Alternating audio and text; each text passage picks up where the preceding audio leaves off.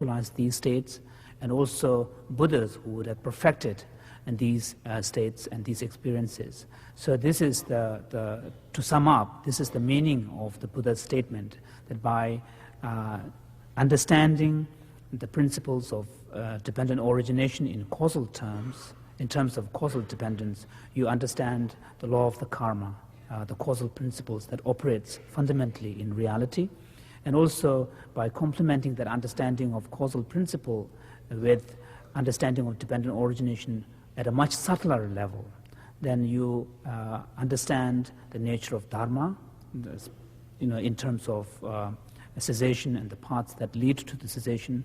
And once you have gained understanding of cessation and the path, then you also gain an understanding of what Tathagata means or what the Buddha means.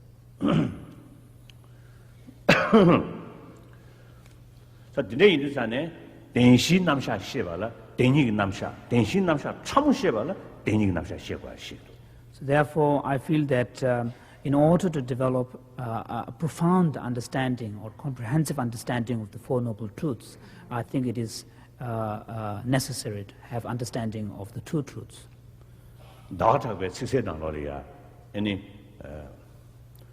tongpa thana tenjung thegres, tenjung thana gyuda gengi didu gyuda gen le tene didu ya di thegres, di thana dumne da thegres, kunju da thegres, any dogun yana da thegi de shedi di gongba chang ni, any kunju da ba chi yana, any 디사야지 부레스 디사야다 연구를 solve 다 간다지 도경기 남샤 데이터네 아니 고람디에 아니 태그리스 고람 타나 긴두구조 태그리스 긴두구조 타나 아니 사제구조 태그리스 어떤 고람 타나 최구조 태그리스 최구조 타나 긴두구조 태그리스 긴두구조 타나 사제구조 태그리스 디 자셔고 대반도 측세 나로도 송도 Therefore Chandrakirti says in his Prashnapada clear words.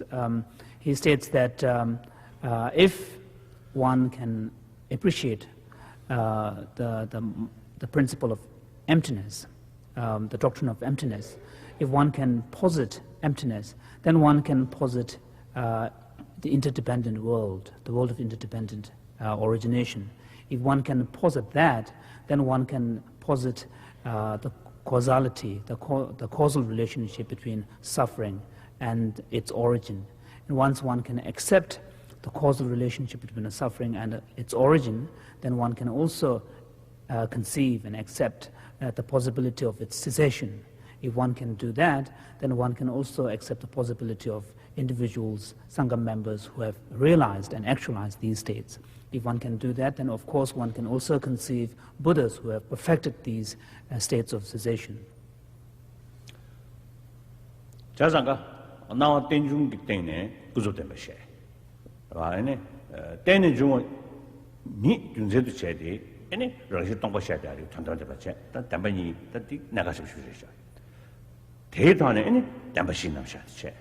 담바시 남샤가 타네. 아니 가서 촉숨 군조숨도 돼야지. So this is how one can appreciate the Buddhist fundamental Buddhist doctrines of the true truths. It is from the understanding of our phenomenal world of experience and everyday world of lived world of experience that one can appreciate what is known as the world of samvriti satya, the world of conventional reality, where causal principle operates. Once you can accept that, then you can also accept the fundamental underlying reality, the empty nature of that world, which according to Buddhism is the ultimate truth, the paramartha satya. And here we can see a kind of a relationship between the two aspects of reality, because the world of appearance is used not so much as a contrast or an oppositional world to the world of ultimate truth, but rather it is used as the very evidence or the very basis, grounds on which the ultimate nature of reality is accepted. Once you can understand the relationship and the nature of these two truths, the world of conventional reality and the ultimate truth, then one is in a good position to fully understand the meaning of the Four Noble Truths taught in the scriptures. Once you can understand the Four Noble Truths, then you have laid a profound foundation to develop a good understanding of what is meant by taking refuge in the three jewels.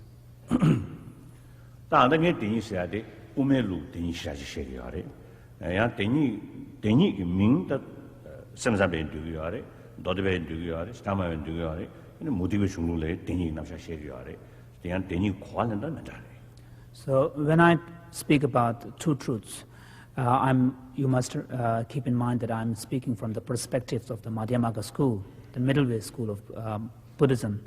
Of course, the very term two truths is used. It's not something that is confined to this school alone. You can find the concept of two truths in other Buddhist schools of thought, such as Vaibhashika, Swatrantika, and Chittamatra as well. And also we can find this concept of two truths in non-Buddhist philosophical schools as well. 다 담바시드 그래서나 담바시스 자디 담바시 영야의 가래서나 나란조 동네 민들보다 대원들버지 로현지리 예버체 로현지리 예버디 중전에 버체 동네에서 해야지 민들버리 동네에서 해야지 매로 쏘고요 소야가 도다요 대화서 해야지 누구요 뒤주야가 도다요 저상아 중전된배 다 대배 대화다 민들비 동네에서 해야지 니 예버 인도산에 Now the question is, why Four Noble Truths? Why do they exist? And why did the Buddha teach the Four Noble Truths? And now here we must relate that to our own experience as an individual human being. It is a fact, it's a natural fact of existence that we all as individuals possess this innate desire to seek happiness and to seek to overcome suffering, and that is a fact of our natural sort of existence, and this is something that is very instinctual and innate, and it does not need any validation or justifications for its existence. Just as it is a natural sort of instinctual kind of desire, so do each of us have the right to fulfill that aspiration. Of course, suffering is that something everybody wishes to avoid, and we also have the right to try to overcome that suffering. Happiness is something that we all aspire to achieve, and of course we have a right to fulfill that aspiration to attain happiness. 대양 민들비 동네 당 대배 대원이자로 되기 쉬운 일이잖아요. 그 유진상으로 되는 영어 인도산에 민들비 동네 뒤에 그 주신 대왕의 용기가 인도산에 아니 군의 유문초하고 굉장히 동네다마다 군주대 맞소.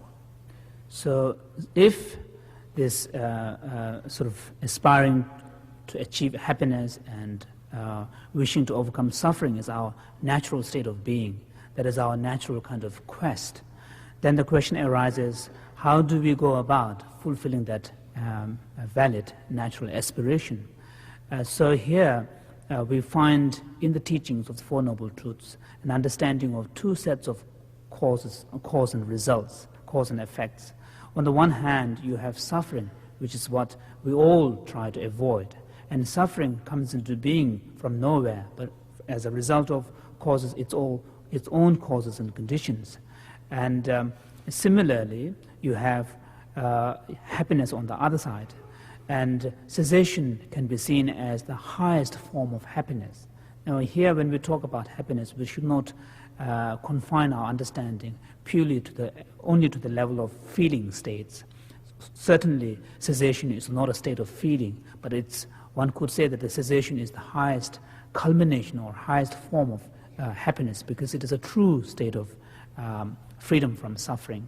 So, and that true freedom from suffering or happiness, true happiness, again does not come into being from nowhere or without any cause. Of course here, from the Buddha's understanding, cessation, because it is not in conditioned existence, cannot be said that it was produced by something. But of course, actualization or attainment of that cessation depends on the path. It depends